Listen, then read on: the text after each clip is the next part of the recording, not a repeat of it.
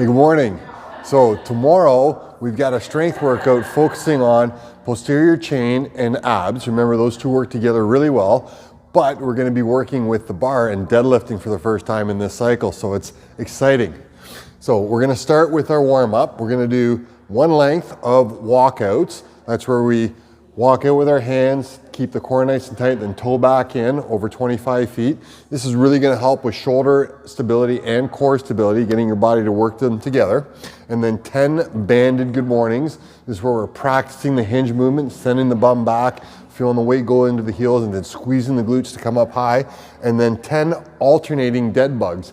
That's we're going to be lying on our back, keeping that low back into the ground, and then we're going to extend the left leg and the right arm. So opposite arm, opposite leg, back to zero, back to reset, and then on the other side. And again, what we're doing is we're working on really good solid control.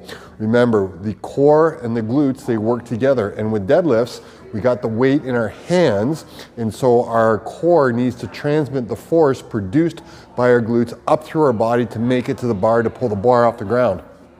And so after we do those 3 sets, then we're gonna have 3 sets of 8 touch and go deadlifts. So this is where we put the plates on the bar, make it nice and light, just touch the ground and then pop back up, working that hinge pattern, because we're gonna be working sets of 5. And it's been a little while since we've done deadlifts. We've done lots of hinging, but we wanna reinforce good deadlift technique with the bar out front, keeping the bar against the legs, nice and tight, whole way down. Then for the work sets, we're gonna do 5 sets of 5 reps of deadlifts with a 3-second down.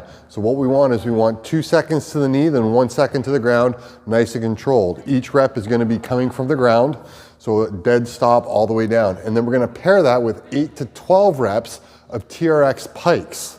Okay, this is where we're pushing through the ground, bringing our hips over top, crunching in our core, and this is a great pairing with the deadlifts because again, we're getting that core nice and solid to help transmit that force produced by the legs so it can go up through our body, through the arms to get that bar moving. So we'll work 5 sets, resting between each set.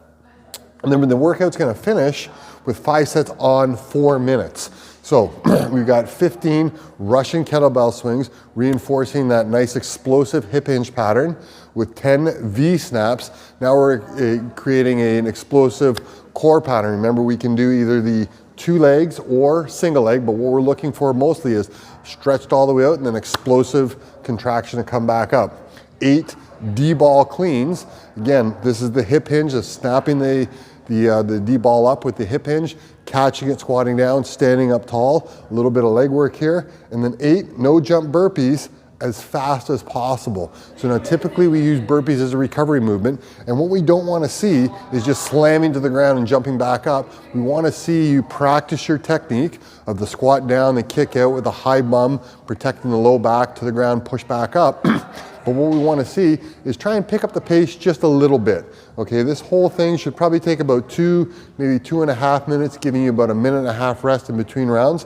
And we're going to work through this for 5 rounds. So it'll be a great workout for tomorrow. Great way to end off the work week. And we look forward to seeing you.